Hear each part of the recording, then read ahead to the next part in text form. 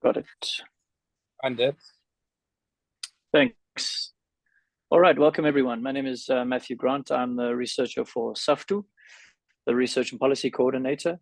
You are attending the Rosa Luxemburg Stiftung and SAFTU political school. This is our first one of the year, in fact.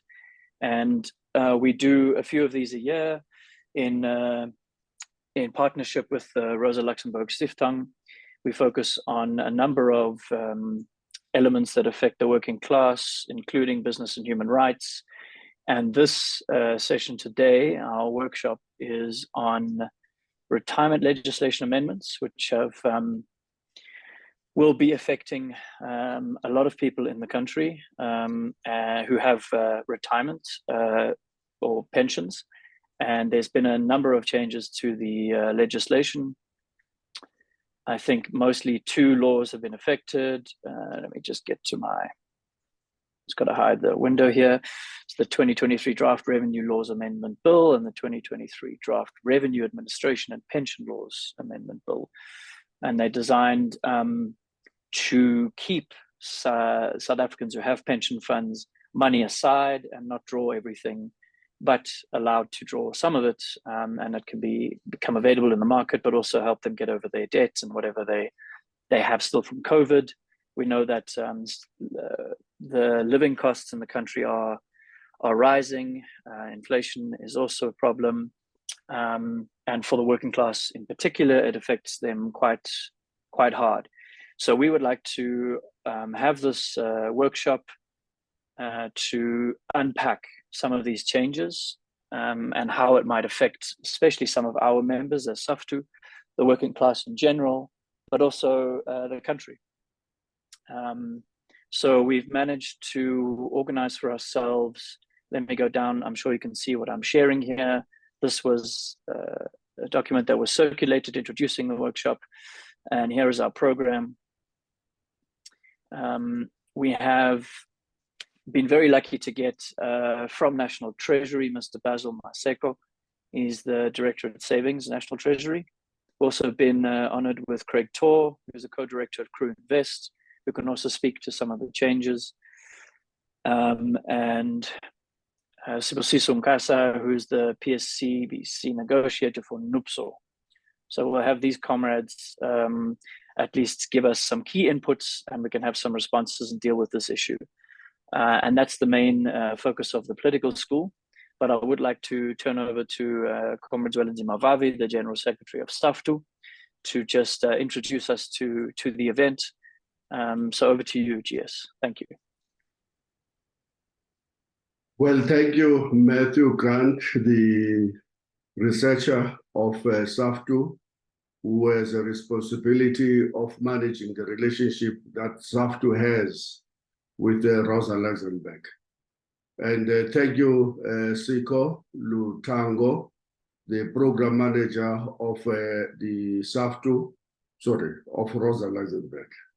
You want to come over, and Siko, and for joining and for your presence, and together with other comrades from Rosa Luxemburg. Thank you, members of the National Executive Committee of SAFTU. I know that more will be joining. And thank you all other activists that have decided to join. And thank you very much for being here. Matthew have already explained that we're having a program, a political program with Rosa Luxemburg, where we run every year quite a few political schools that are choosing particular topics that are closer to the hearts of both SAFTU and Rosa Luxemburg. And this time around, we have felt that we must have a debate on the retirement funds reforms in South Africa to get them unpacked for us so that we can understand, and we, of course, recording this, we will put it up in our Facebook, and so that it can be shared and debated by our members. Our experience is that there may be low numbers of people joining, but eventually when the webinar is put up in our Facebook. Workers keep on, in their spare time, going back to it, sharing it, debating it in their own structures, which is exactly the purpose of the cooperation agreement we have with Rosa Luxemburg. So I don't want to waste any time because the topic have been already introduced, and there will be speakers who we have already thanked for agreeing to come to give us more light. Craig, Torr, thank you very much, co-director, and Comrade Basil, Maseko, thank you very much for coming over. Comrade Sibusiso Nkasa of our own union, thank you very much, Comrade, for coming in. Let's have this festival of ideas and let's get enlightened. Thank you very much, comrades, for coming over. And I've done what I'm supposed to do. Back to you, comrade. Yes, thank you, Comrade. Yes, I'm just waiting to see if Siko will be joining us. I'm not sure. I haven't received apologies yet from her. She normally takes over from RLS and introduces us on that side. But since she isn't here, what I would like to suggest is that we can. It's nearly we kind of keeping to program, at least the time-wise. So I would like to suggest that we can proceed with Mr. Basil Maseko as our key input. If you like, I can stop my share and see. Do you have a something to share or present on the screen, Mr. Maseko? Should I make you co-host? Yeah, okay, there we go. That's great. Thank you very much, and the floor is yours.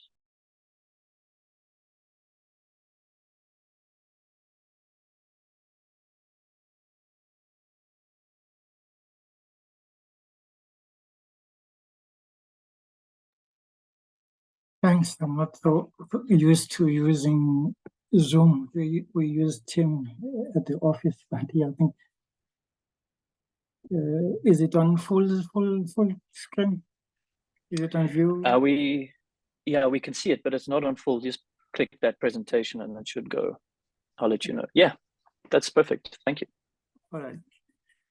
Thanks everyone. Thanks for having National Treasury come and present to you. Yeah, I think we haven't had much any interaction with SAFTU, but I think we would welcome any interaction on any future developments on retirement reforms. I'll show my video just for exactly why it was my quality of my Wi-Fi gets affected when I have all of these things going on at the same time. So thanks once again. Just as a background to this, I think we started with the retirement reforms, the current retirement reforms way back in 2012. I think Mr. Basil would probably remember. I think we've had quite a number of presentations that we did in a number of platforms on a number of retirement reforms. The key theme of all of what we have been writing about and presenting on retirement reforms was to encourage households to save a lot more for their future, to ensure that once retirement comes, they don't find themselves in poverty. So I think the process of retirement reform is quite an arduous, long exercise, and it's not an easy one, to put it in short. So like I said, we started on this in 2012. So in the period from 2012 to 2014, we presented the papers that are listed below, not necessarily the same headings. But I think the first was about encouraging preservation. So preservation is promised when people leave their employment, they normally don't put their money away for retirement. They use it up to cover up. I see a hand up.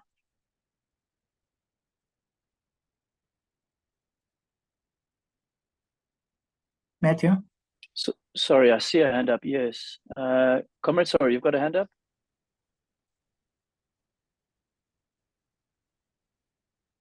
Okay, I think it's gone down now.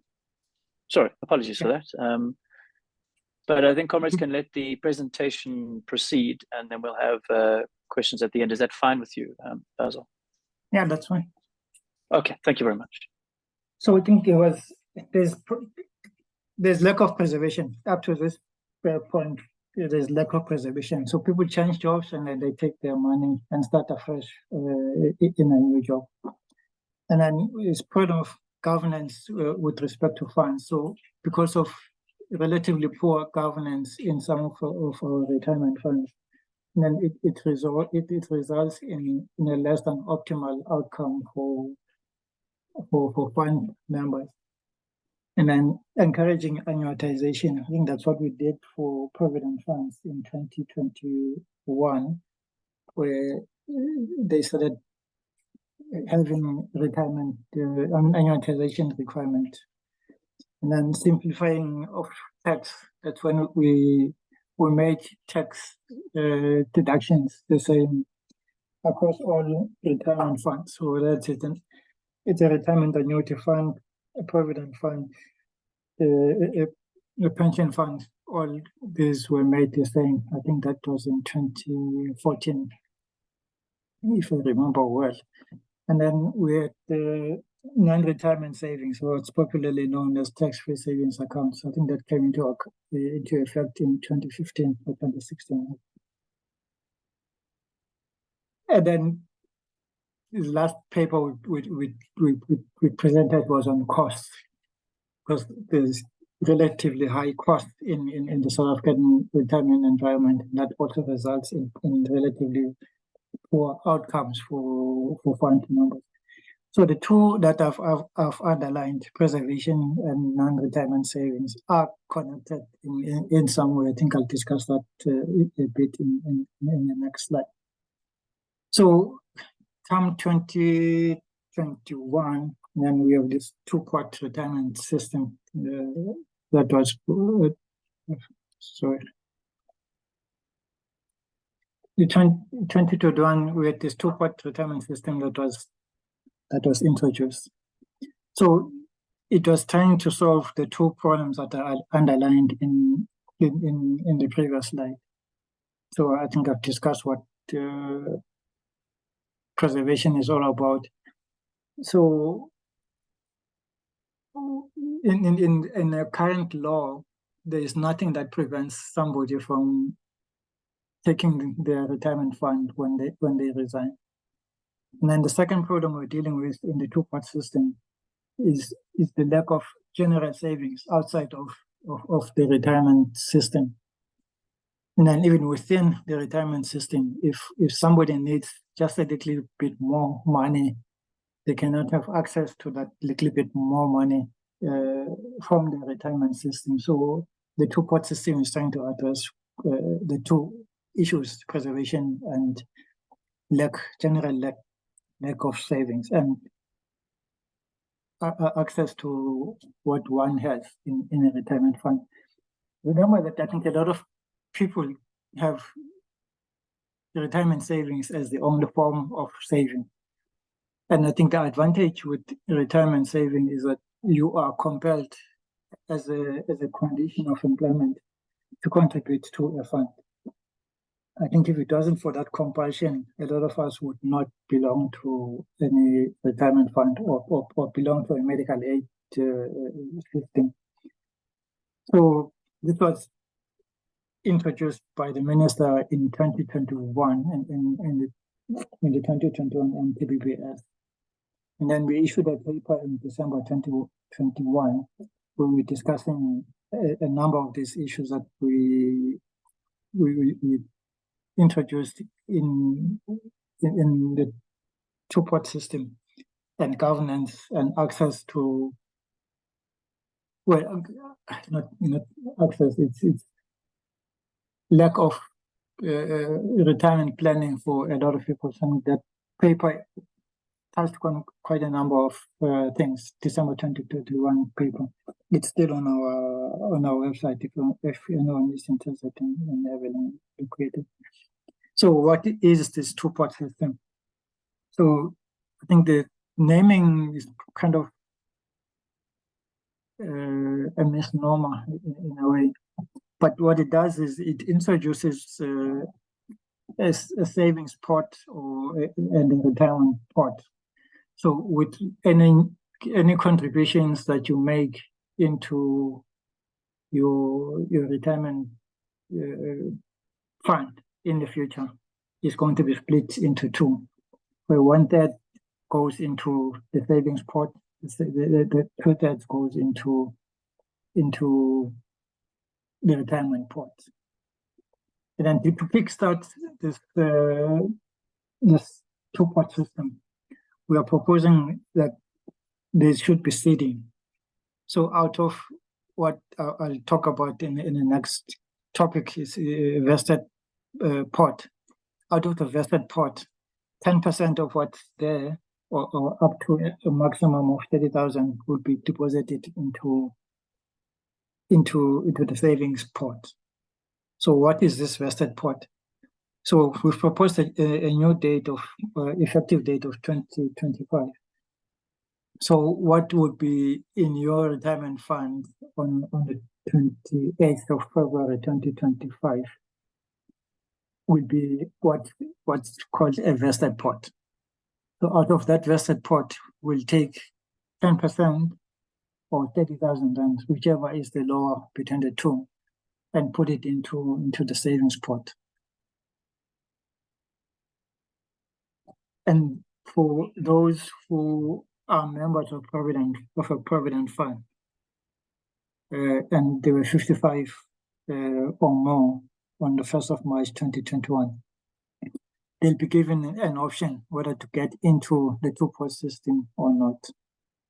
So I think I'm using the word pot because I think that's what we started off with. But I think in the current bill, we changed the word pot to component. So I think I'll just continue to use the word pot because it just makes it easier.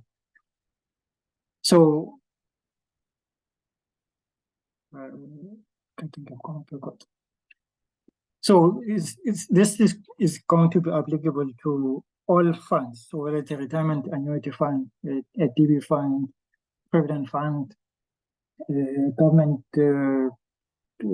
pension funds, so GPF, and all those which are not part of the Pension Funds Act are going to be included in the two-pot system. But for DB funds, because they're formula-based, their system is going to work slightly differently.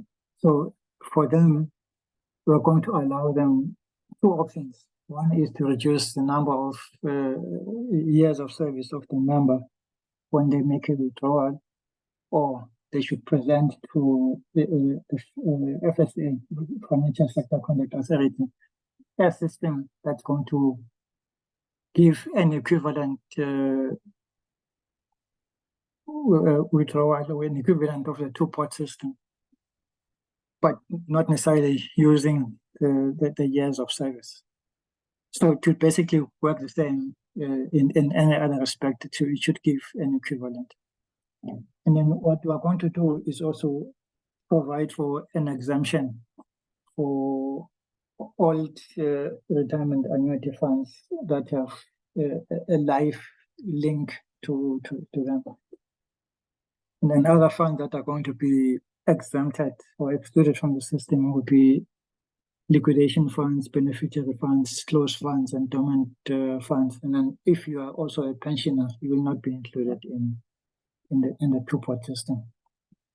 So I think they were also making amendments to Section 37D when it comes to deductions in the Pension Funds Act. So the deductions, like in terms of housing, in terms of what one owes to the employer, and when it comes to divorce, the deductions will be made proportional from a savings pot or a vested pot or a retirement pot. And then what can be withdrawn from the savings pot? So we've decided that a member can withdraw anything that's inside of the savings pot, but it has to be a minimum of 2,000 rands a year, and then you can only make a withdrawal once a year. The reason why we're saying once a year, we don't mind to make these retirement funds like banks. So like anytime I feel like making a withdrawal, I can go make a withdrawal of 500 and then come back next month and make another withdrawal of 500. So it has to be once in a year. Then there has to be that minimum of 2,000 rands, because we don't want to be dealing with relatively small amounts. And then there'll be no tax directive. I think that's what is far as is confirmed with us up to now. The thing is, with tax directive, it can cause a delay in terms of getting a member to get access to their savings fund. So if they were saying no tax directive, but the amount will be included in one's IRP 5. So if there's an under taxation or over taxation, a member will have to sort that out with SARS at filing time. Then if somebody has more than one retirement fund, they'll have access to the savings pot in each and every retirement fund that they have. And then if one has already made a withdrawal, let me make an example. So let's say I have 10,000 rands in my savings account. And then I withdraw 9,000 rands in that particular year. And then before the year ends, I resign. So I'm left with 8,000 rands in my savings component. And then I would, because I've resigned from my employer, I can then make a withdrawal of the 1,000 that's remaining in the savings pot. And then the retirement pot, no withdrawals will be allowed from the retirement pot. It's going to be a preserved pot. So you keep that money inside the retirement pot up to retirement, and then you buy an annuity out of what remains in that retirement pot, but that's subject to a de minimis. But de minimis is the minimum amount that you have to have in order to get into annuity. And below that de minimis amount, which is 165,000, you can take that lump sum. So if it's above 165,000, you have to buy an annuity. So if you make a withdrawal from the vested pot, remember that the vested pot I talked about on the 28th of February 2025, your rights, your current rights pertaining to that vested pot will remain. So if in 2030 you decide to resign from your employer, you are entitled to what's in that vested pot. So that's what we mean by in that last bullet of this slide. So when it comes to transfer, no transfers can be made into the savings pot, because remember, this is an easily accessible pot. So you cannot transfer from any of the retirement pot or the vested pot into the savings pot. It will be an easy exit out of the retirement system. So we're not allowing any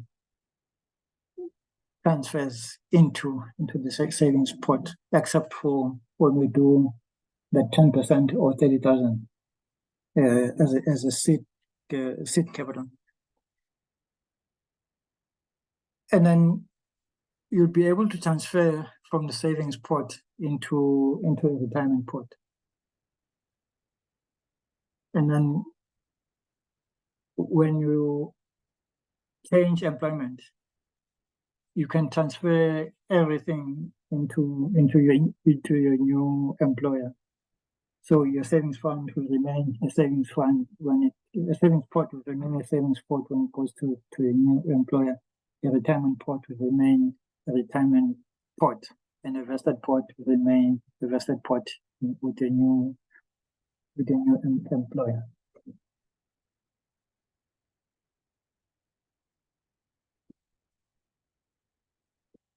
And then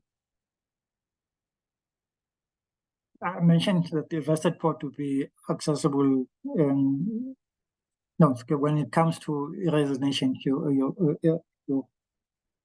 vested pot will be accessible as a cash lump sum, but it will be subject to tax, withdrawal tax table. And then the vested rights protected when the employer transfers from a vested pot to another fund upon resignation. Remember, I talked about if you moving your vested pot, you can move from one employer to the other. It will be transferred tax-free, and then your rights to that would be protected. So it means when you resign at your future employer, you can still take your vested pot.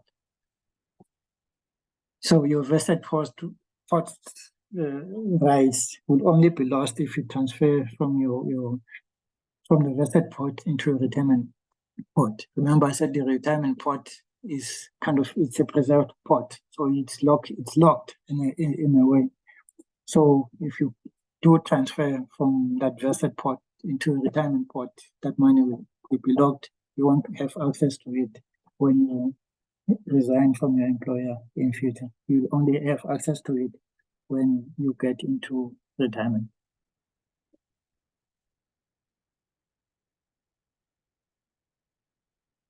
And then I think something I didn't mention with regards to the savings pot is that when you make a withdrawal from the savings pot, what you withdraw would be taxed at your national tax rate. And then I think I did mention that the retirement pot, it's a preserved pot, so you only have access to it at retirement. So at retirement, you buy an annuity if the retirement pot is above 165,000. Otherwise, if it's below, you can have access to it as a lump sum. So keep going in the wrong direction. And then when it comes to retrenchment, your vested right pots remain as they are. They are not changed. So if you're retrenched, you'll have access to what's in your vested pot. And then you can make a withdrawal from your savings pot. And then what's in your retirement pot will be preserved until you get into retirement. So I think we've in the consultation process, we were approached to have to relook that retrenchment requirement that's currently there in the bill. We are going to work on this in the second phase of the two-pot retirement system.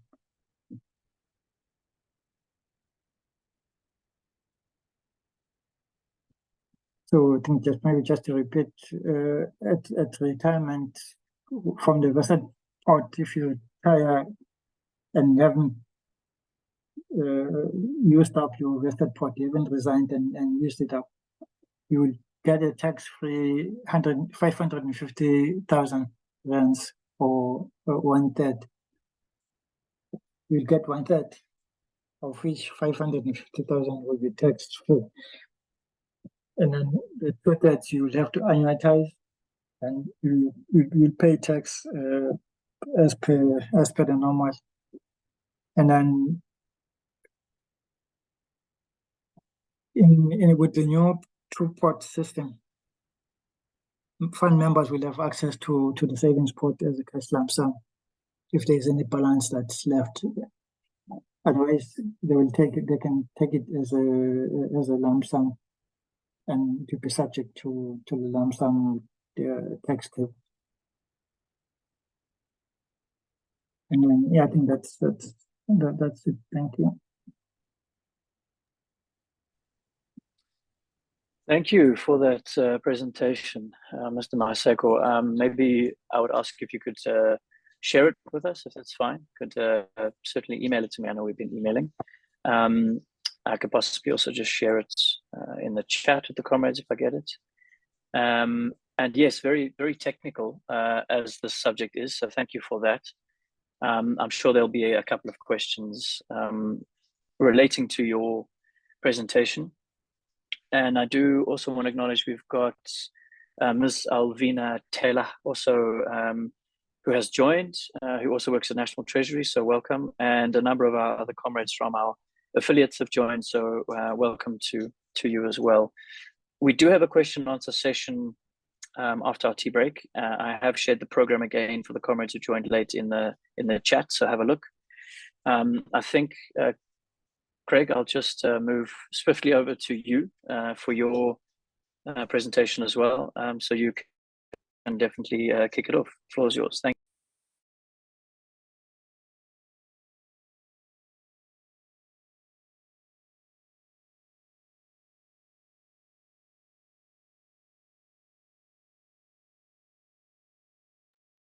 Thank you, Matthew.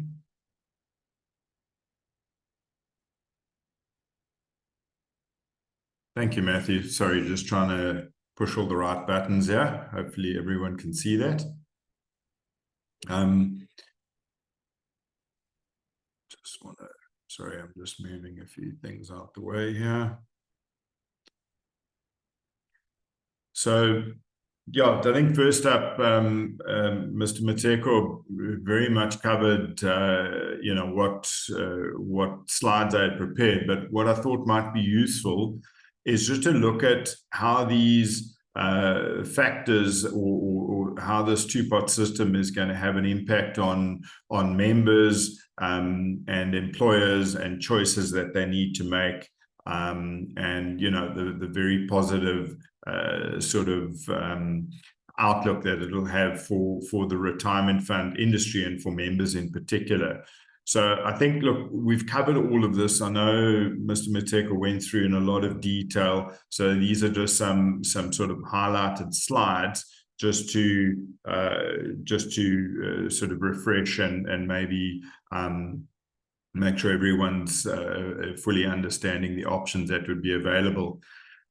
So there was quite a lot of research done on how much of an impact this change would have on the industry, and what's been happening, as we well know, is that members typically you know, cash in or resign so that they can cash in their funds, and they keep essentially doing that typically on average every 5 years. So what you would find is that if the typical member at retirement age would only have about 3 times the annual salary available for retirement funding.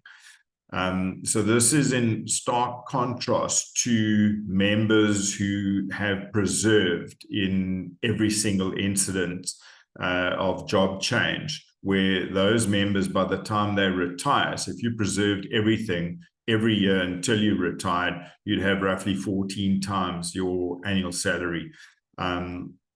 So the proposed changes whereby the 2/3 of all contributions going forwards would be remaining in a retirement component and not be able to be accessed.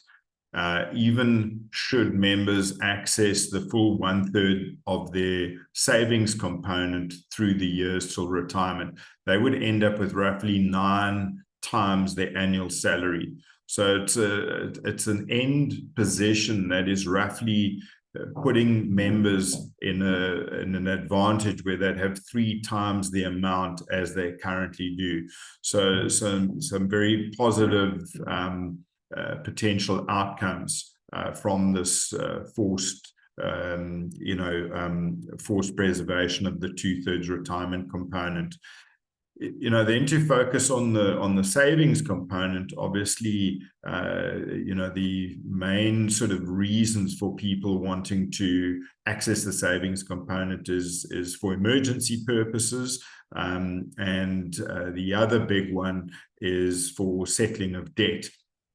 And as we know, those 2 components, if one has to borrow from, for example, financial institutions charging very high credit rates, or even worse still from, machonisas, that can result in massive amounts of interest being paid, which severely compromises people's retirement planning at the back end. So having access to the savings component for those 2 aspects in particular is going to make, we believe, a substantial difference to the amount of interest that people would be paying should they have to borrow this money in the case of an emergency in particular.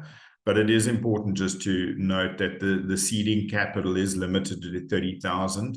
I think a lot of members are of the opinion that they're going to be able to settle their bonds and have access to large amounts of cash. And I think, as Mr. Maseko pointed out, it's 10% of the vested component as at the 29th of Feb, 2025. And that's at a maximum of 30,000 Rand. So just to be aware of those sort of limitations. I'm just going to flick through some of these slides.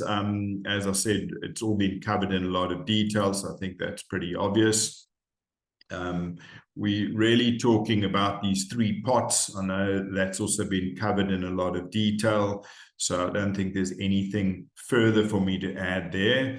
And I think the big aspect here is this retirement pot, which receives 2/3 of the contributions for essentially your entire life as an employee. Probably the big implications here are, and Mr. Maseko did cover the choices that would be available. And what we're seeing is that going forwards, the need for members to receive solid advice when they do resign from their jobs, simply because there are more decisions to be made now. One needs to decide what will happen with the retirement pot, for example, whether it will be preserved in fund or transferred to a separate preservation fund. Obviously, the tax implications to be aware of when it comes to what to do with the vested pot, because there are a number of options available there. And we just feel that as an industry, with people having more interactions with their pension fund, they're going to be more aware of how well or not so well their pension fund is doing. In the past, what we've noted is that people only really look at what their pension fund is doing when it's time to resign from their job or they're nearing retirement. Whereas the feeling now is that if they're withdrawing from a savings pot on an annual basis, it's going to encourage people to get more involved and to understand better how their retirement fund is doing. So we see a lot more reason for members to interact with the fund going forwards than they have done in the past. And we see that as a huge positive. Because we see that as encouraging people to hopefully do the right thing more often than would have been the case in the past. So, the flip side of this, the administrators of these funds are going to have a lot more interaction with members, because obviously each member effectively could make a withdrawal every single year, whereas in the past, you know, the interaction from members would just have been at retirement date or when they resigned, typically. So a lot more interaction is bound to put a little bit more pressure on the administration fees that the administrators will need to charge in the short term. But in the long term, you know, I think the positive is that there's going to be a lot more money in the system. Well, there will be a lot more money in the system. So from an averaging point of view, you'll find hopefully that the administrators will not need to charge necessarily more in rands, or sorry, as a percentage, because there will be more rands invested. So I think that makes sense. Yeah, so let me just run through in terms of the withdrawals. I think Mr. Maseko covered that in a lot of detail as well. Probably the big issue here is that withdrawals from the savings pot will be charged at tax will be charged at the marginal rate. But of course, when it comes to the retirement, as always, it's always a good idea to get professional advice in terms of the type of or the amount of withdrawal that is taking place. From a taxation perspective, we wouldn't want to end up paying more tax than what was necessary because members didn't perhaps fully understand the tax implications of their decisions. And that's probably where it would be a good idea to get some advice from a member's perspective. Yes, and this is just a sort of a summary of what Mr. Maseko had said earlier. You know, I don't think there's anything more that I can add that hasn't already been mentioned. So I know we've got a question session later. I'm gathering there'll be a couple more questions around some of the nitty-gritties regarding the proposed two-pot system. Matthew, back to you then. Yes, thank you very much for that useful presentation as well. Please, Craig, you can post it in the chat if you want, both you and Basil. You can also send it or email it to me. If that's fine, I can make it available to the comrades along with the recording from the session. Thanks for keeping to time as well. Yeah, I would then, yeah, you can, sorry, just admitting some people into the meeting here. I would like to just hand over to our last panelist, Comrade Nkasa. I see you are here. How's your audio doing? Can hand over to you. You with us, comrade?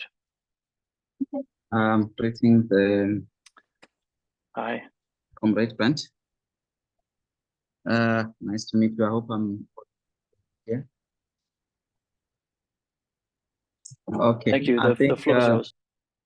Okay. No, I think I'm just going to be responding from the PSCBC point of view as the negotiator representing NUPSAW in terms of the retirement legislation amendment and what it means to us.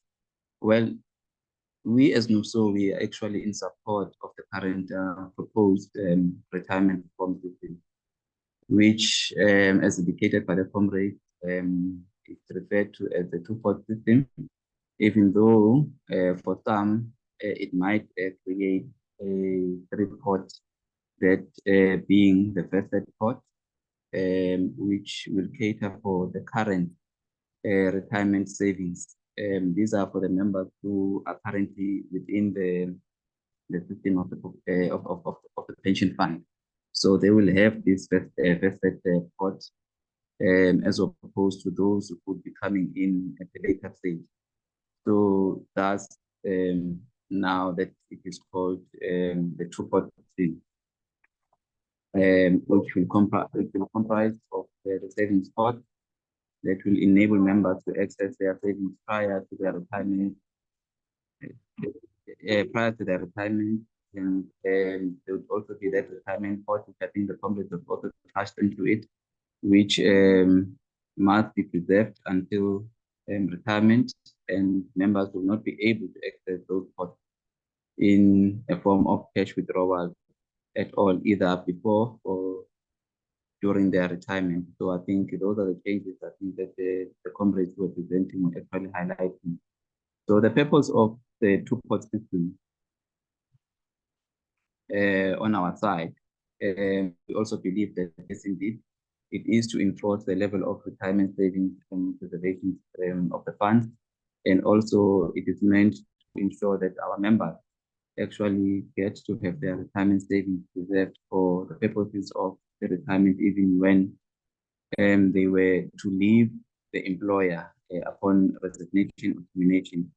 So this, in a way, we believe that also that it will protect our members from being vulnerable to poverty, especially in their retirement age or time when they are unable to work anymore. So we also believe the fact that the system, as it seeks to recognize that the majority of our members household might at some point in time during the lifetime actually require to access savings to cater for emergencies that might occur during unforeseen circumstances. We then applaud this being progressive policy on basis of that it will be able to cover members on emergency situation for accessing some form of funds. We also note the fact that this reform is trying to address long-term thematic solutions by encouraging a culture of saving and preservation, while at the same time it will be improving the governance when it comes to fund management. So it will also encourage processes of converting annuity investments into a series of periodic income payments post-retirement for our members. What is the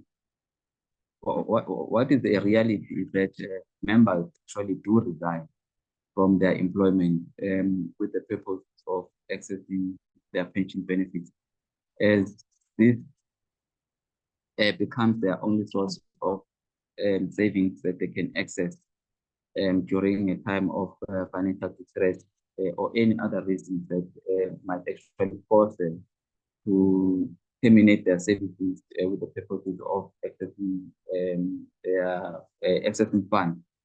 So this is a challenge, and it has always been a challenge because it tempers with the members' retirement savings, especially those with long-term or savings or about to go on retirement.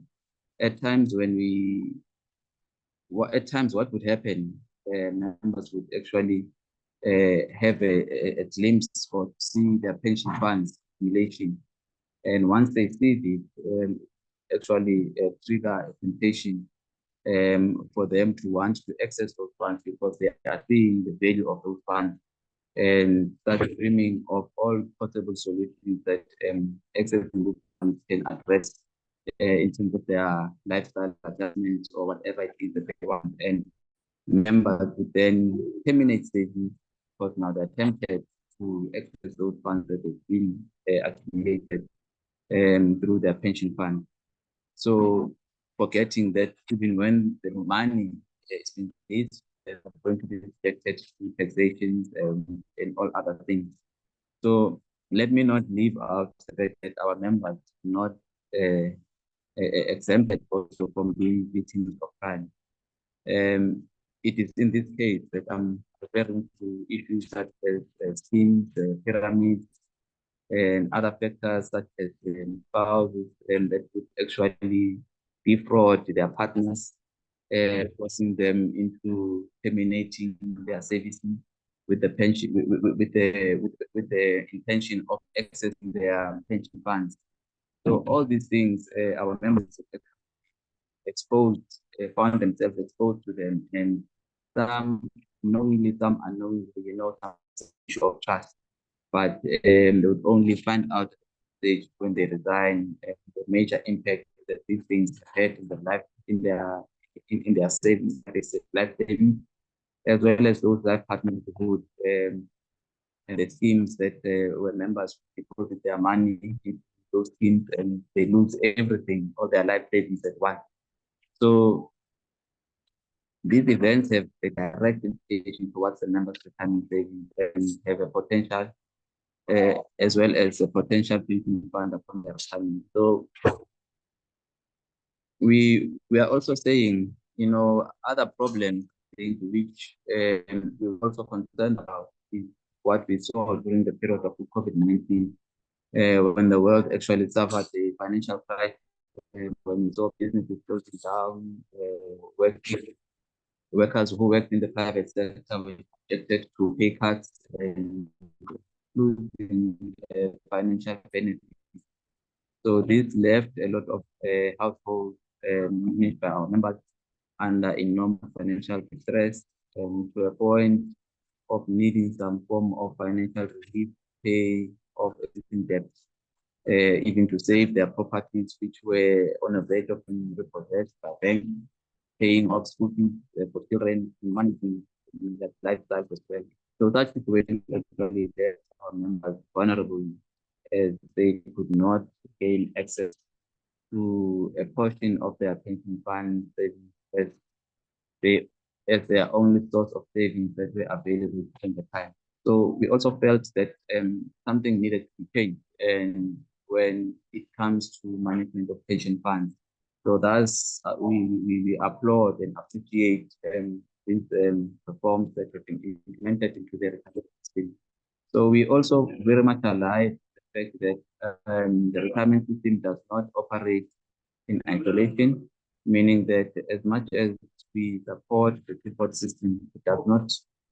The support system, it does not mean that there are no disadvantages or matters of caution what it, as it seeks to address the preservation of the retirement fund and the grant members access to savings when it is needed. For our members to access or withdraw from their savings, this will have a direct implication towards the length of service and the retirement fund, which means that for every withdrawal that will be making, the employee would actually be losing or have a reduction of their retirement savings, and specifically knowing those who belong to the government employee pension fund. So ultimately affecting their contribution towards their retirement when they retire.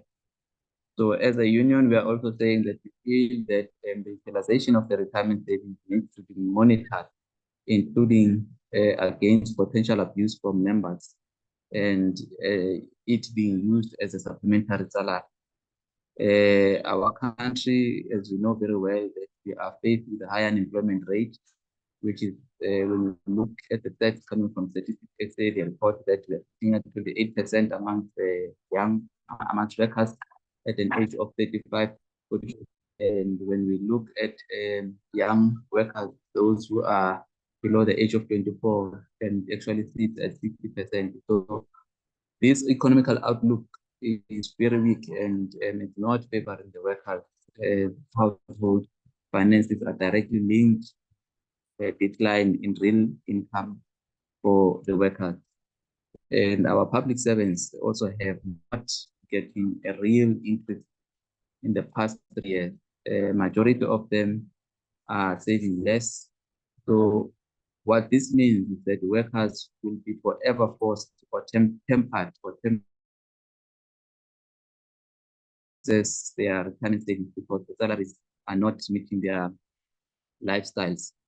So in situations where retirement savings pot will be treated as a pot of supplementing their salary income, which should never be the case.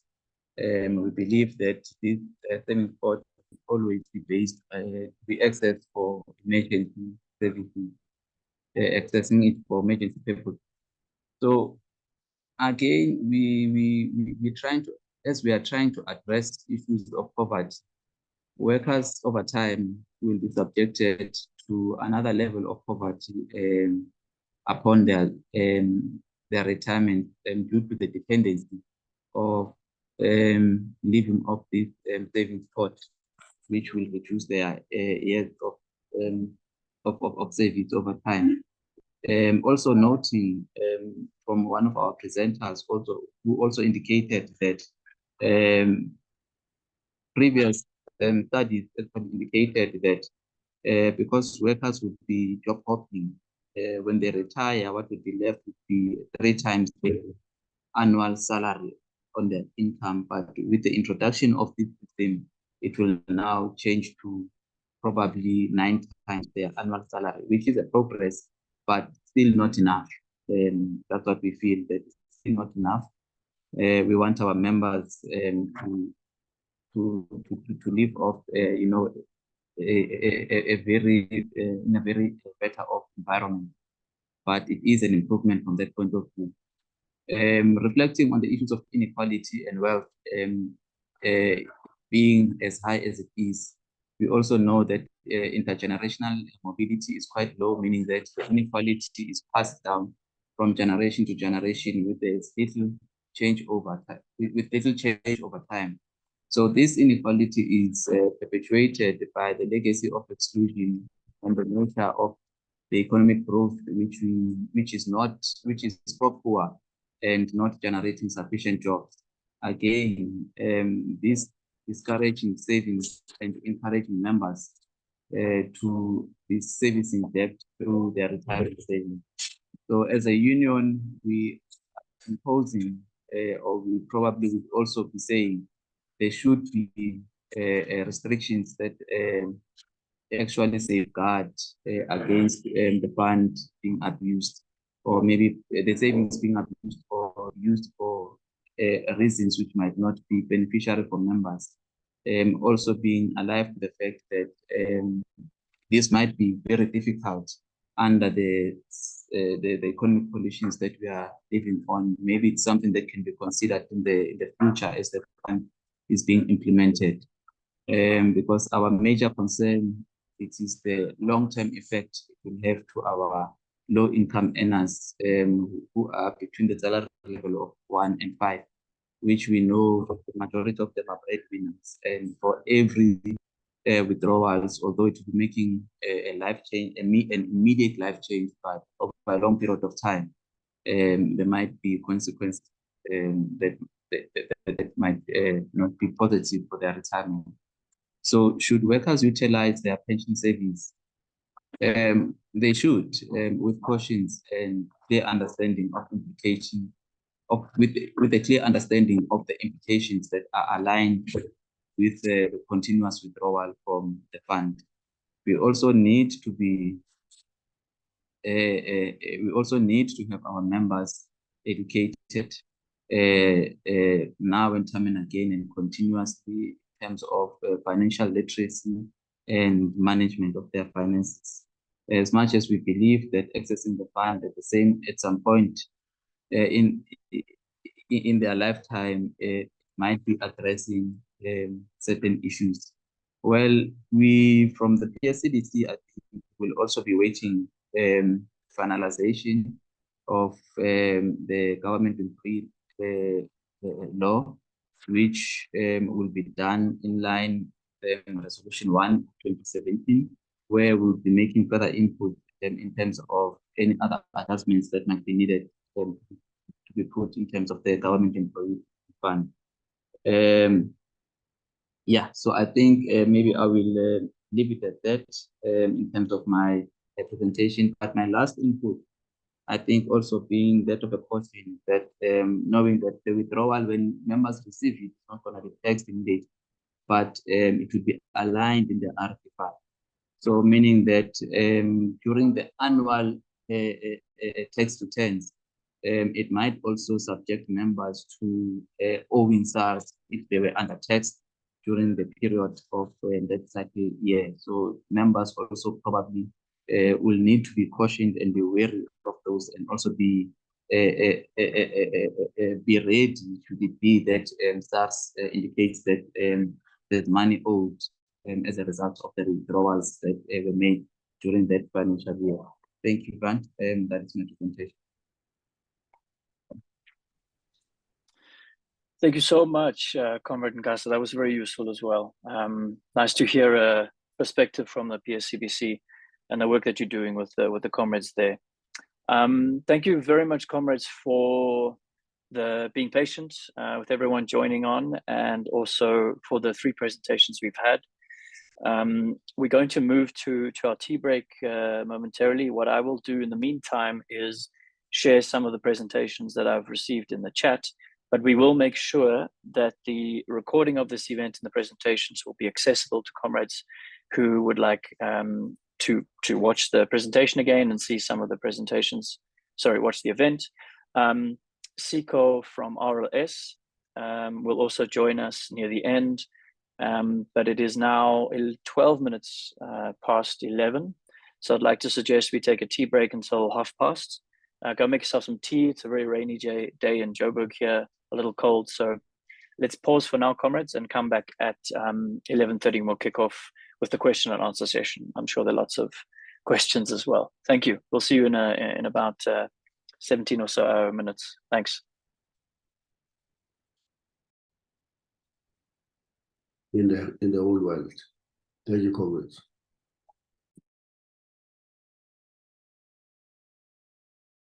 Amantla. Thanks, GS. Yeah, there are big things happening in the Middle East at the moment. Comrade Shaku, you're around. I'm around first. Sure, leader. It's 11:30. Let's just maybe check if everyone else is around here, but I'll hand it over to you, comrade. Thank you.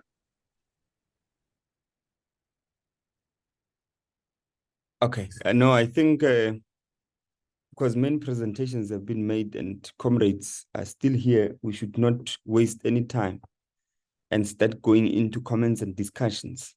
There have been 3 presentations, one from Treasury, one from Craig, and an input from within the Federation by Comrade Nkasa, who is the lead negotiator at the Public Service Coordinating Bargaining Council on behalf of NUPSAW, and of course on behalf of SAFTU.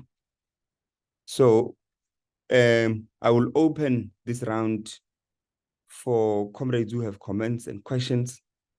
I'm not sure. I think we still have enough time. Comrade Matthew, can you also flag the program for me? Because I think we still have time. And in the context of that, we might have to take 2 rounds. Let me just see quickly. Yeah, we can take even as many rounds because we have from now until 12:40, which is 1 hour and 10 minutes. Of course, there will be closing remarks at the end of the session, and we must make, I think, time for that. But at least we have an hour of discussion. So questions, comments are open. Comrades?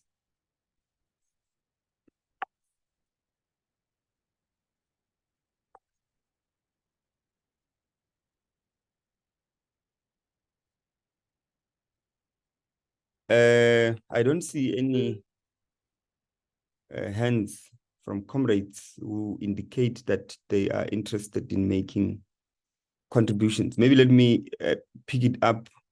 I see Comrade John from GIUSA, the General Secretary of GIUSA. Comrade John, let me take you, and then maybe other comrades will raise their hands. Take the platform. Thank you, Comrade Trevor. I just got one question. I might have missed it, but is there still an age, criteria? Because I remember reading some time ago that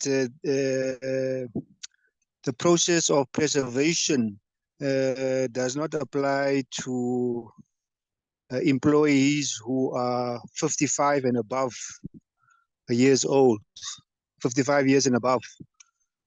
Is that still the case in this new changes, or is this process of preservation applicable to all employees, whether they are new employees or older employees? Yeah, if that's my question. Yeah, thank you. And yeah. Thanks, Comrade John. Are there no questions? Because I think we could take questions, and then comrades who have can make further contributions. I don't think it would be enough for me to just hand over to the panelists to answer only one question. Yes, sorry, I can't raise my hand while I'm sharing, Okay. but I have a few questions if I can open as well, Comrade Shako. Go on, Comrade Messi. Thank you so much.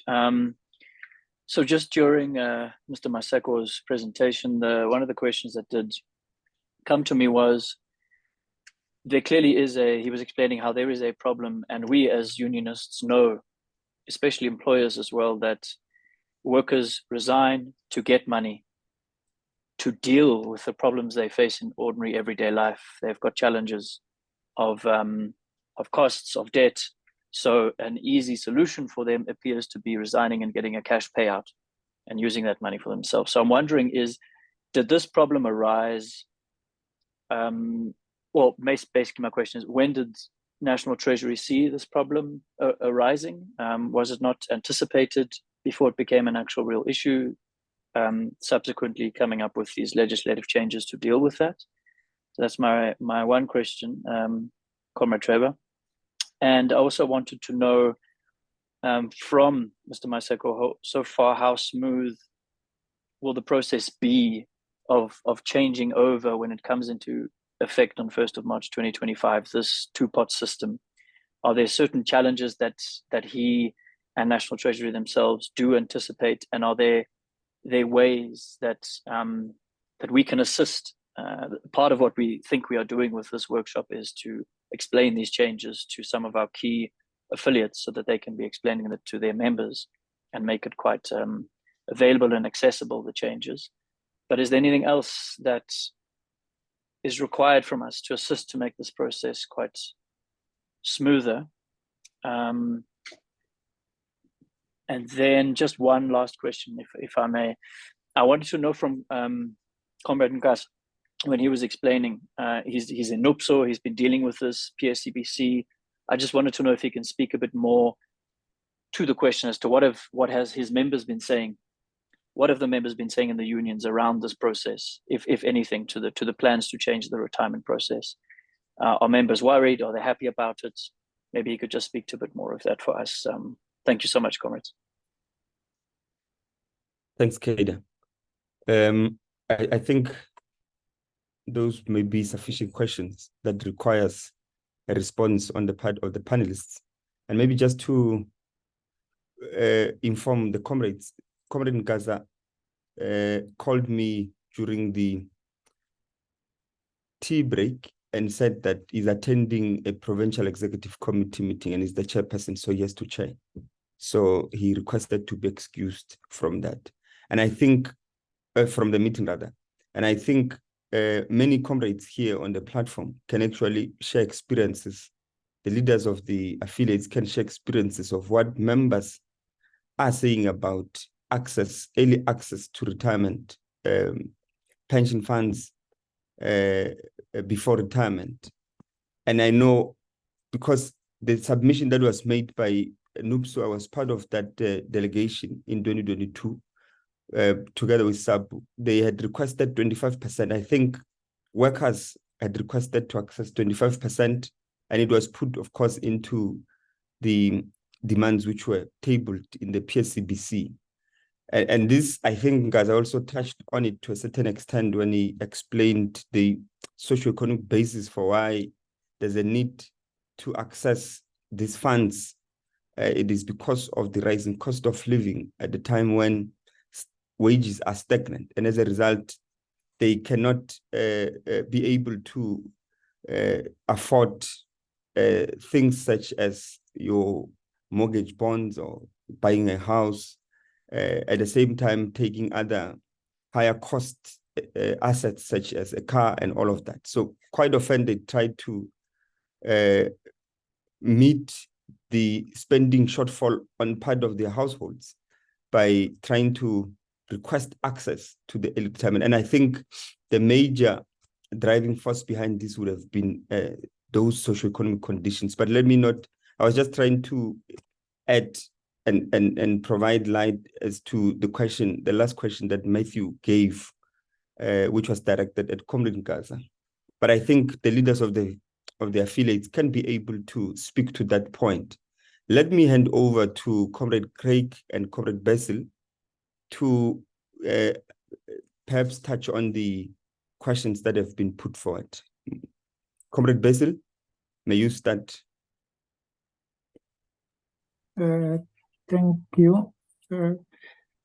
Question from John was on age criteria, 55 plus.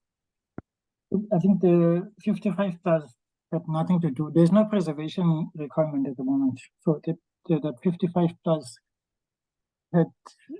was a condition that was placed on members of provident funds.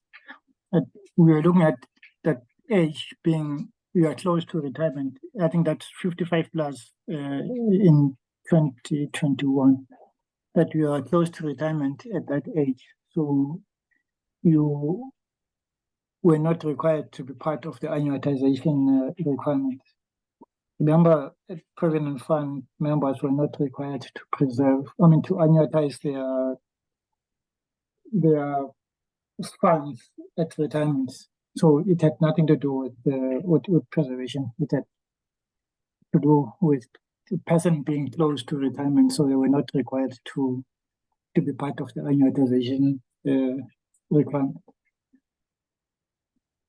Can I proceed to Matthew's question? Yes. So I think first question was, when did we realize that there's a preservation problem? So look, I think this has been a historic problem, because the legislation at the moment doesn't force people to preserve. So when we released that paper on preservation, there was a big outcry from especially the labor movement that we shouldn't impose preservation, because they wanted the discussion in NADLEC on social security.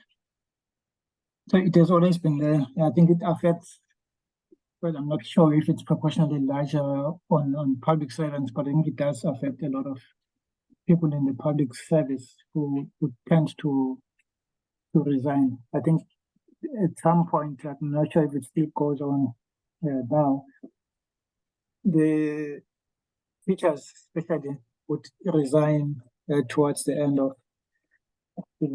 of the year, and then use up that money that they get from the retirement fund, and knowing that there is a shortage of teachers, and then they would apply for their jobs back, and then they get re-employed by government, by the teaching profession. So it has always been a historic problem of people taking away what they have in retirement. And then, is there a smooth path ahead in terms of implementation? I'm not sure how to answer this question, but I think the legislation is before Parliament now. I don't foresee any hurdles in future. But I think what the unions can do is to educate their members. And I think like what I think Sibusiso said earlier, where fund members should not abuse the savings pot. Ideally, people should use this in cases of emergency. And they should remember that the retirement fund is for retirement. So what we are creating is to enable fund members to have access to some of what they've contributed, of their savings in the retirement space, to cover emergencies so that they don't run into resigning and cashing out what they have in retirement.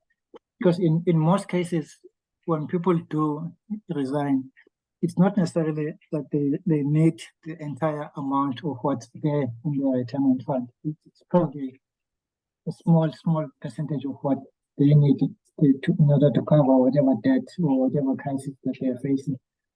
So resigning in order to access the entire amount is not advisable. So we've created this savings pot in order for people to access their savings pot in order to use it for emergencies.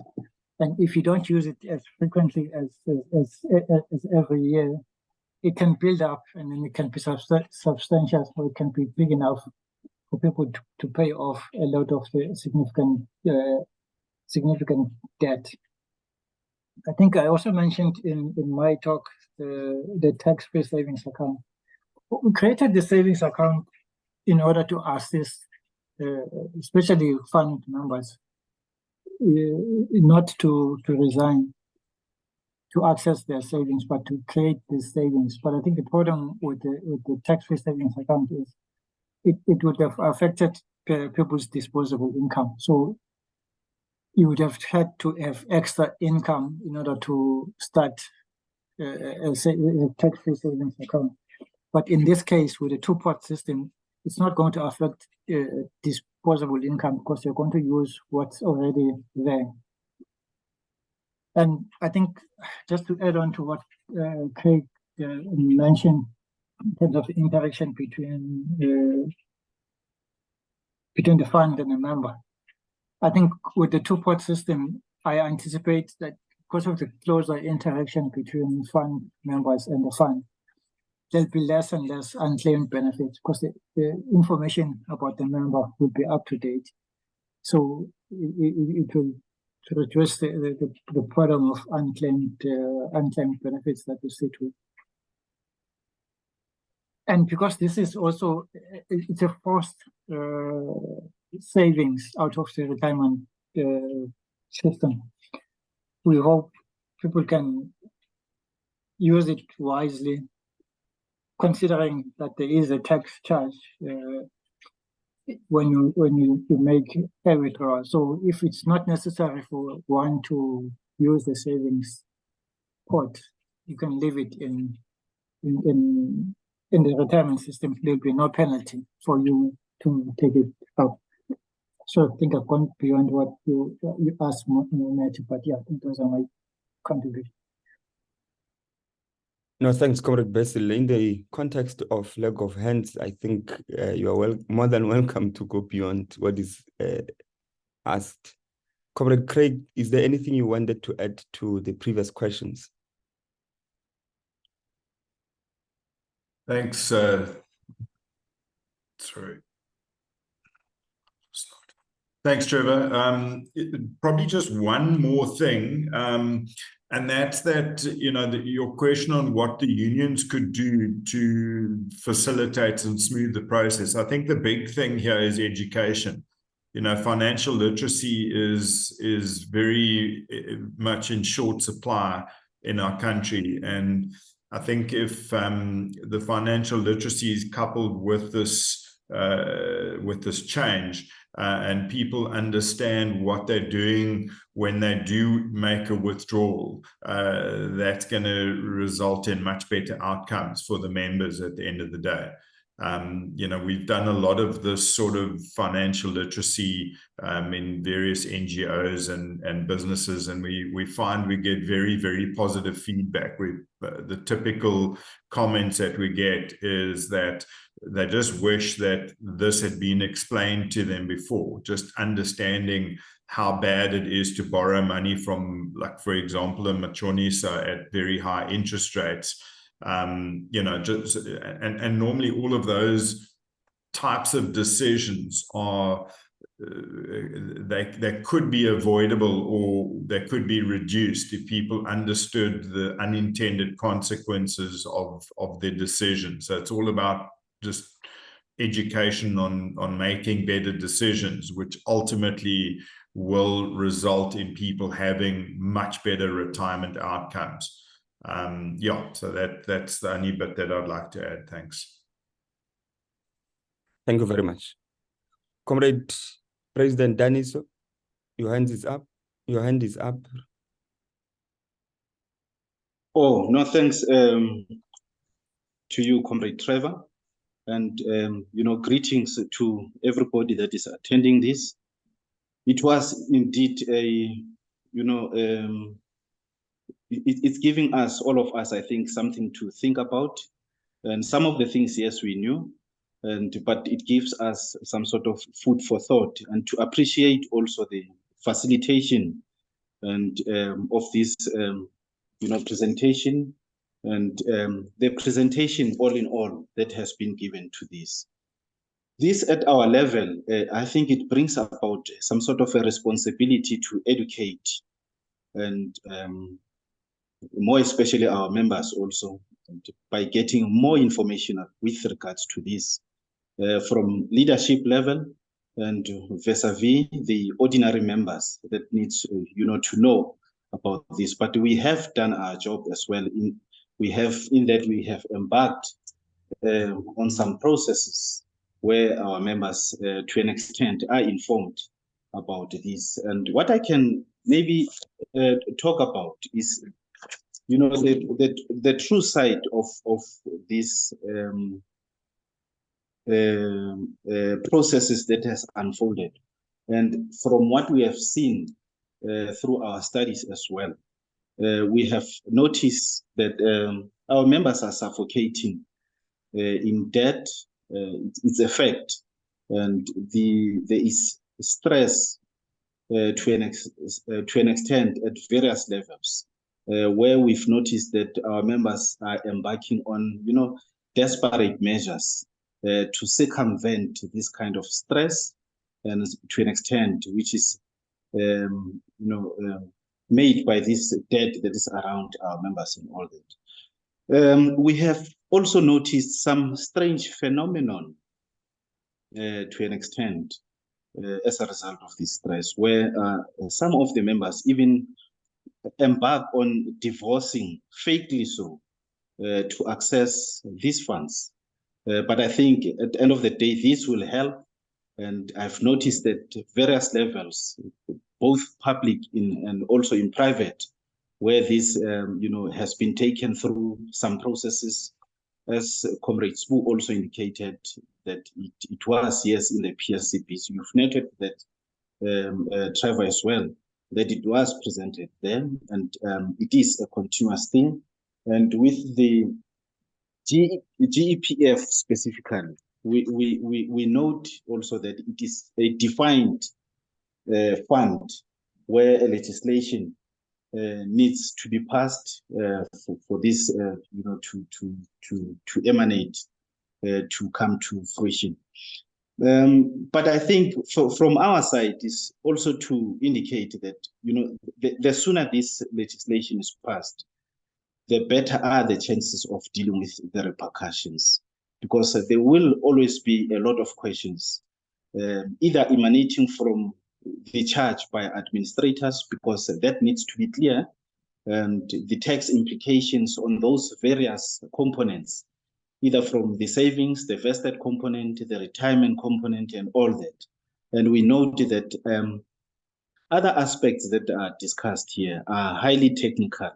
So it boils back now to the very same issue of educating leaders and ensure that we get enough information and these documents are submitted so that they can be taken back to those structures and members know about these pros and cons. But our eventual take is just to ensure that these legislations are dealt with as soon as possible. And the sooner these legislations are passed, I think the better the chances are that these matters can be presented and the repercussions and the pros and cons are easily dealt with. But I think mine is also just to appreciate the facilitation as well as the presentation of these documents. Thank you, Comrade Treasury. Thanks, Comrade Daniso. There's one thing I thought maybe is worth raising also. I mean, the changes that are happening insofar as retirement funds are concerned, allowing, of course, our members to be able to withdraw a certain portion of that, in this case, 1/3. Is this also going to have, and this is directed both at Comrade Craig and Comrade Basil, is this going to have a direct impact? And if there is, and I suppose there will be, what is the adjustments that are made, especially from the point of view of Treasury, in relation to the portfolio of investments by the pension funds themselves? Because as we all know, let's say GPEF, which is the biggest pension fund holder in the country. Now, let's say GEPF, at the current moment, if you look at their annual statements and annual reports, you'll realize that they are investing or rather pegging this money in different financial assets. They buy commercial bonds, they buy government bonds, they buy parastatal bonds, which they might just be categorized as government in my view, but of course there is technical distinction in that. Anyway, let me just list them as they are. So if you have at the current moment the structure of that determines the usage, or the framework that determines the usage of those pension funds, will this particular change in which allows early access of withdrawal, will this have an impact on how the portion and the ratio of how much should be spent in those private sector investments or even government investments, as we see with parastatal bonds? So I just want to hear from Comrade Basil, what will be the technical or structural changes that arise as a result of this change that is brought. Secondly, also whether, if there is going to be such a change, whether you think that change will be detrimental to investment, especially, let's say, on the side of government, whether that would be detrimental to the investment trajectory of pension funds and their contribution to the developmental agenda, or whether that will be a good thing. So I just want a comment to that, because for quite some time, we know that pension funds also are behind the curtain to do and be invested in some of those assets, some of which are risk-free, like government bonds, and therefore you are merely guaranteed of an interest-bearing asset that government holds, and as a result, you have no problems of payment at the end of the day. There's no way that money of workers will be at risk. But there have been riskier investments, and these riskier investments include investment in commercial bonds, because those business enterprises do not necessarily mean that that enterprise will make profit and as a result be able to repay to its bondholders. And in this instance, if the pension fund like GEPF is debt bondholder, there's no proper guarantee that it will pay back. So it's a riskier financial asset rather than a government. So I want to know if there will be an alteration, a change in the portfolio of pension fund spending on investments, in the wake of this change of early access to pension funds. And this, of course, I add to, and let me, in the absence again of any other hand, give to Comrade Basil to give and provide answers to the questions that myself and Comrade Danis were asking. Thank you. I think we did have the same question. We posed the same question to retirement funds as we were preparing the paper and legislation. The funds were saying the extent to which withdrawal will affect them will be there, but it will be limited. So that's why we also introduced that restriction when it comes to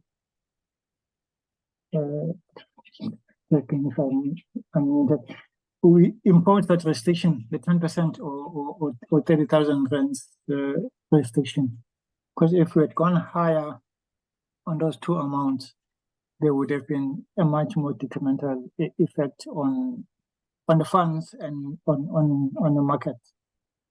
And then secondly, it would also depend on how much and to what extent our fund members make withdrawal in a short space of time. Like if it comes into effect on the 1st of March 2025, if a lot of people decide to take it up on that month, it will have it might have a slightly detrimental effect on, not necessarily on investments, but on the cash flow of funds. So if fund members can, like I said, this facility is meant for emergency. So if one needs that money for an emergency, they should use it. But I think if all of us need money as an emergency at more or less the same time, it can run into cash flow problems for retirement funds.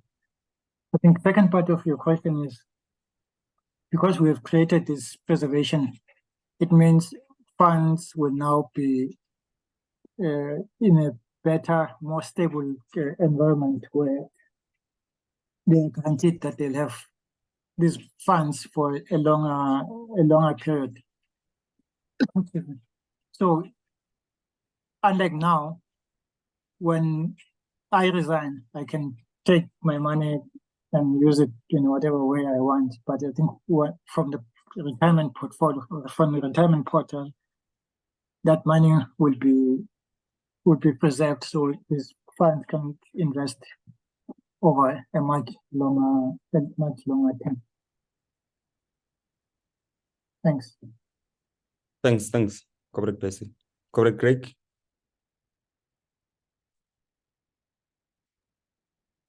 I feel like I've spent the day just confirming everything Basil has said. Not sure you even needed me here, but just to add on to what Basil has said.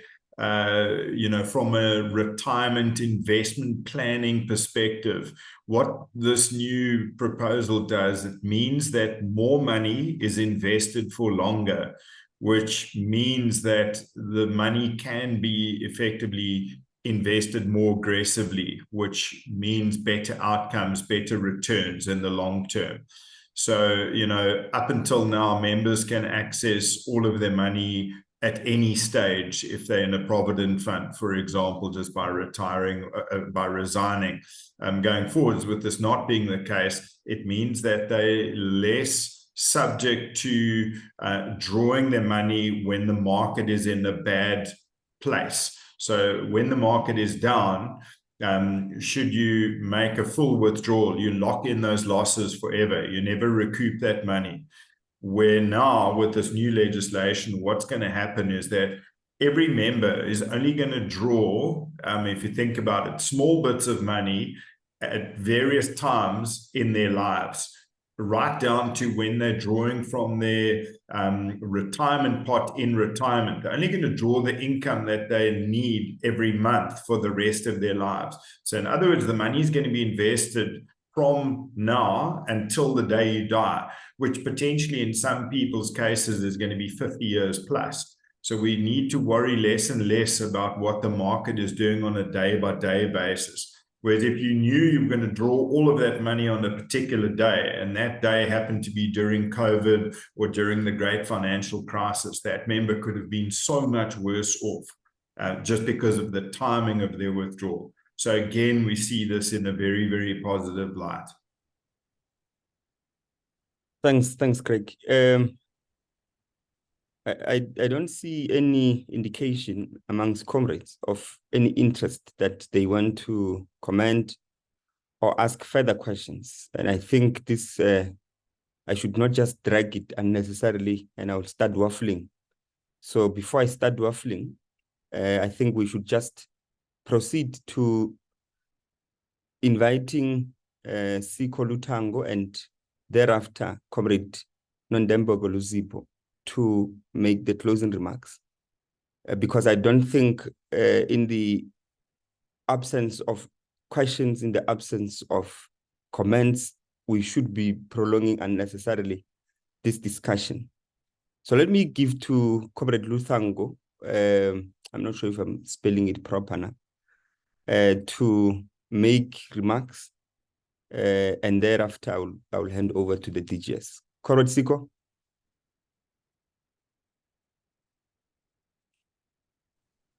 Thank you so much, Trevor. Good afternoon to everyone, the government representatives that have joined us today, and the SAFTU leadership team, and everyone else who contributed to the panel. I am Siko Lutango, Trevor, the Labor and Economy Program Manager from the Rosa Luxemburg Foundation. The SAFTU RLS and Political School began in 2021 during the COVID-19 pandemic. In the past, we have covered topics such as labor, business, and human rights, including topics such as climate change, the just transition, and the role of labor. And this brings us today to the current topic on the impact of retirement legislation on workers as the first for 2023, and with many important points that have been made in the webinar, such as the need to strengthen social investment by government whilst at the same time ensuring the protection of retired workers. SAFTU and RLS will continue these political schools with 2 more planned by the end of the year, and we hope that you can join us. And these have the aim of providing a platform, rather a cross-sector discussion platform between government, civil society, trade unions, and even communities. So I'd like to thank the SAFTU team for leading and planning these discussions, and everyone who's joined us in the webinar today, and we look forward to the upcoming one. Thank you very much, Trevor. Thank you, Comrade Siko. Let me hand over to Comrade DGS to thank the panelists and everybody who participated, to thank RLS and close our session.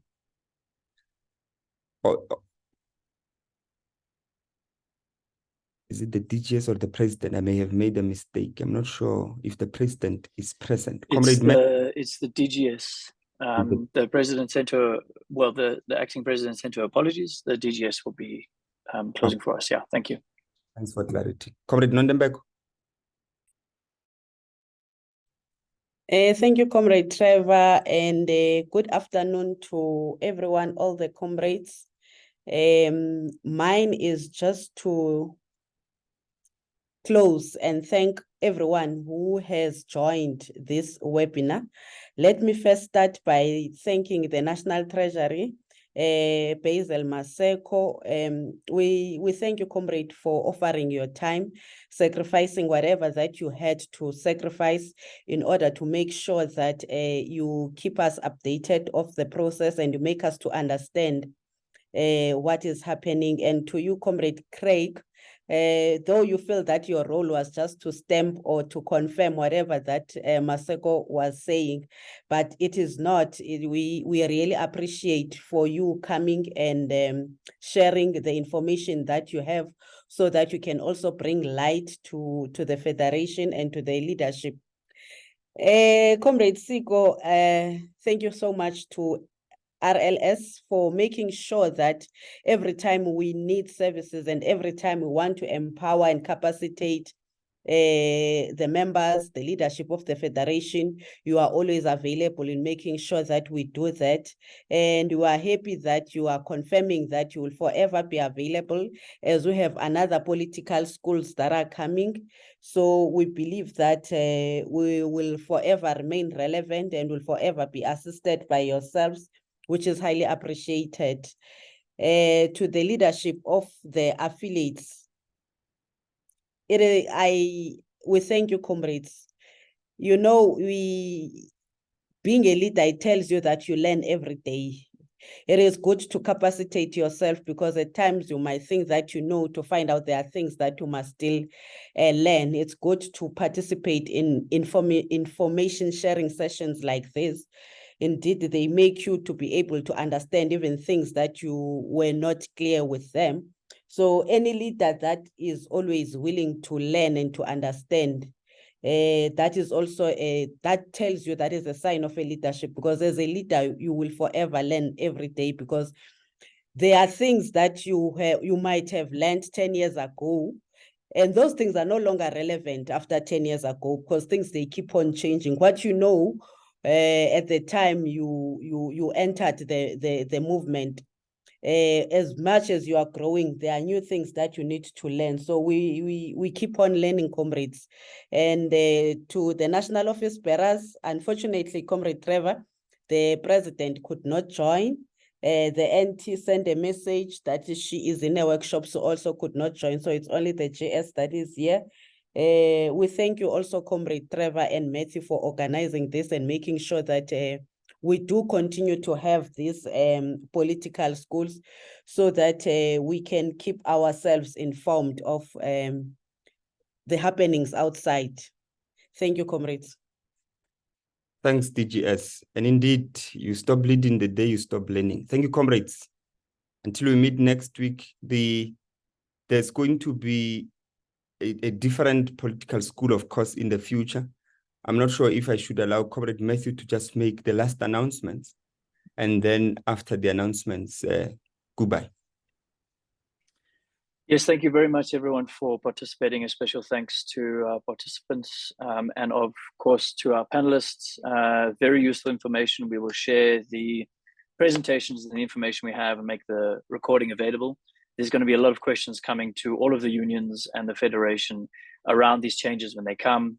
So it does really, really assist us to make sure that it's smooth and we can answer their questions, and also to see how this process does possibly affect the rights of workers, but also how it needs to be a transitional process, and it can challenge what the state needs to be supplying in terms of services. And hopefully with more and more retirement savings, comrades can be making those challenges that every South African faces just a little bit easier. Lastly, there will be another political school. We are in consultation with Rosa Luxemburg Stiftung around the dates. We're thinking around the end of November, but we will keep everyone abreast of how it develops on the topic as well. It will probably be on e-hailing workers and the challenges that they face, like Uber drivers, Checker 6060. There's been a lot of work and challenges that they've been facing. We as SAFTU have been organizing some of them as well. And there are severe challenges that they themselves face in their employment as independent contractors versus having to make money and make a living in those formats. So keep an eye out for that. There'll be a poster circulating once we secure the dates for all of the panelists and the participants. And there'll be a link, it'll be online as well. So again, from us, a big thank you and enjoy the rest of the day. Okay, thanks everyone. Goodbye. Goodbye, Matthew. Thank you, bye.